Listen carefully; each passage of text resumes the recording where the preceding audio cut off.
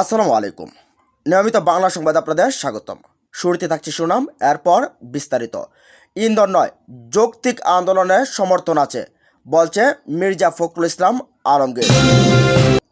আরও থাকছে কোটা নিয়ে আদালতের রায় সরকারের ইচ্ছার প্রতিফলন, মন্তব্য করেছেন রুহুল কবির রেজভী। অবস্থা তেমন ভালো নয়, মন্ত্রীদের নিয়ে রুদ্ধদ্বার বৈঠকে বসেছেন আওয়ামী লীগের সাধারণ সম্পাদক ওবায়দুল কাদের। সবশেষ জানিয়ে দেব, ঐক্যবদ্ধ লড়াইয়ের বিকল্প নেই, বলছেন মজনু। এতক্ষণ শুনছেন সংবাদ শিরোনাম, এবার জানুন পুরো বিস্তারিত। ইন্ধন নয়, যৌক্তিক আন্দোলনের সমর্থন আছে। বিশ্ববিদ্যালয়ের শিক্ষক ও শিক্ষার্থীদের চলমান আন্দোলনে বিএনপি ইন্ধন দিচ্ছে বলে ক্ষমতাসীনদের দেওয়া অভিযোগ নাকচ করে দিয়েছেন দলটির মহাসচিব মির্জা ফখরুল ইসলাম আলমগীর। তিনি বলছেন, আমরা মনে করি তাদের আন্দোলন যৌক্তিক ও ন্যায়সঙ্গত, সুতরাং সেখানে আমাদের সমর্থন আছে, তবে ইন্ধনের অভিযোগ সম্পূর্ণ ভিত্তিহীন।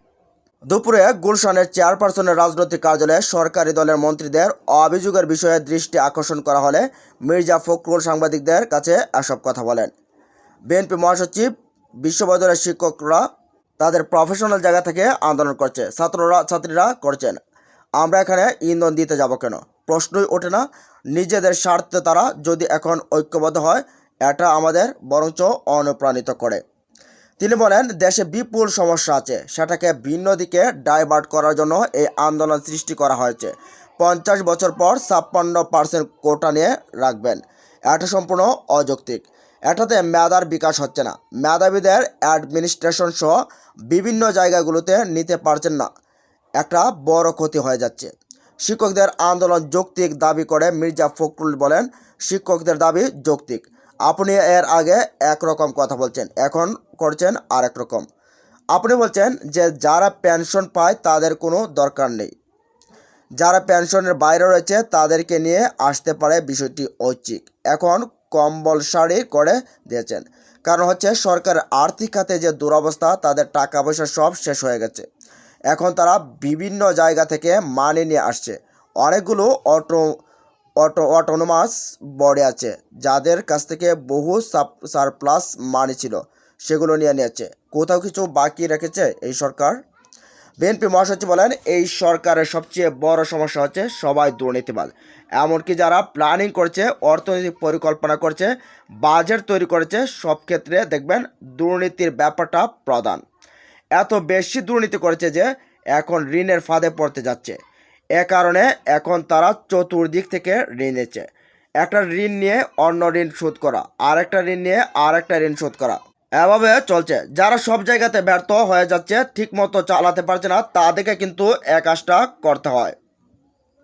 এদিকে কোটা নিয়ে আদালতের রায় সরকারের ইচ্ছার প্রতিফলন। বিএনপির সিনিয়র যুগ্ম মহাসচিব রুহুল কবির রেজভী বলছেন, সরকারি চাকরিতে কোটা বাতিলের দাবিতে শিক্ষার্থীদের চলমান আন্দোলন যৌক্তিক ও ন্যায্য। সরকারের উদ্দেশ্যে তিনি বলেন, অবিলম্বে ছাত্রদের দাবি মেনে নিন, না হলে পরিস্থিতি ভয়ানক হবে। রাজধানীর নয়াপল্টনে বিএনপির কেন্দ্রীয় কার্যালয়ে 3য় তলায় কনফারেন্স রুমে দেয়া দোয়া ও মিলাদ মাহফিলে প্রধান অতিথির বক্তব্যে তিনি এসব কথা বলেন।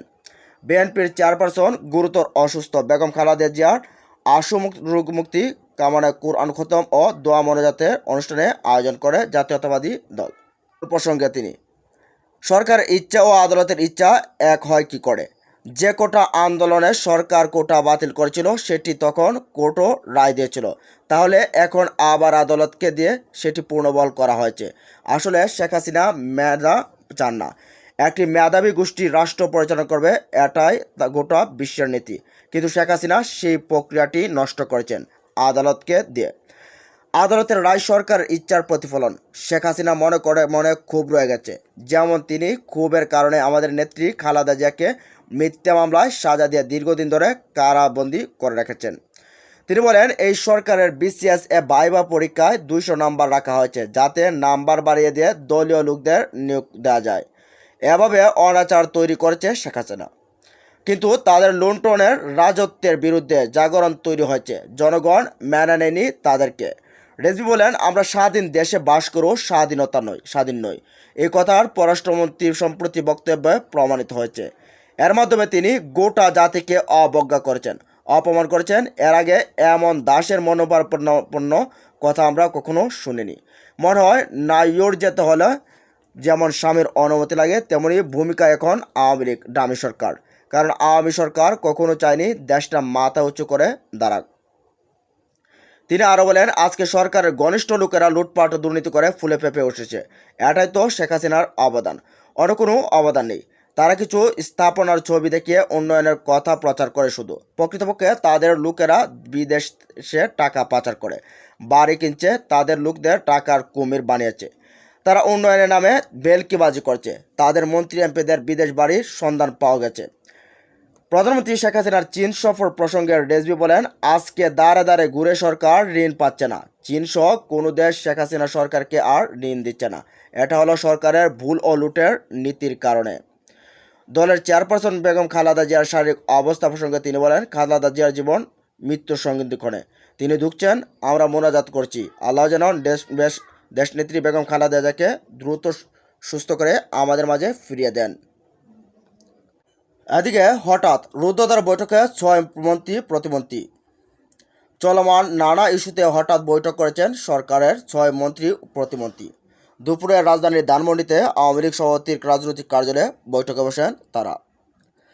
আওয়ামী লীগের সাধারণ সম্পাদক এবং সড়ক পরিবহন ও সেতুমন্ত্রী ওবায়দুল কাদের, আইনমন্ত্রী আনিসুল হক, শিক্ষামন্ত্রী মহিবুল হাসান চৌধুরী, শিক্ষা প্রতিমন্ত্রী শামসুন নাহার চাপা, প্রাথমিক ও গণশিক্ষা প্রতিমন্ত্রী রুমানা আলী এবং তথ্য প্রতিমন্ত্রী মোহাম্মদ আলী আরাফাত এ বৈঠকে অংশগ্রহণ করেন।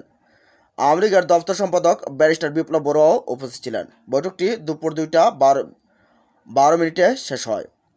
রুদ্ধদ্বার বৈঠকে কী নিয়ে আলোচনা হয়েছে সে বিষয়ে কেউ কোনো মন্তব্য করেনি। তবে ধারণা করা হচ্ছে কোটা আন্দোলন সহ চলমান নানা ইস্যু 5 মন্ত্রী ও প্রতিমন্ত্রীকে ডেকে নিয়ে বৈঠক করেছেন ওবায়দুল কাদের। আন্দোলনের গতি প্রকৃতি পর্যবেক্ষণ ও আইনগত দিক নিয়ে আলোচনা ও করণীয় নিয়ে আলোচনা হয়েছে বলে একটি সূত্র জানিয়েছে।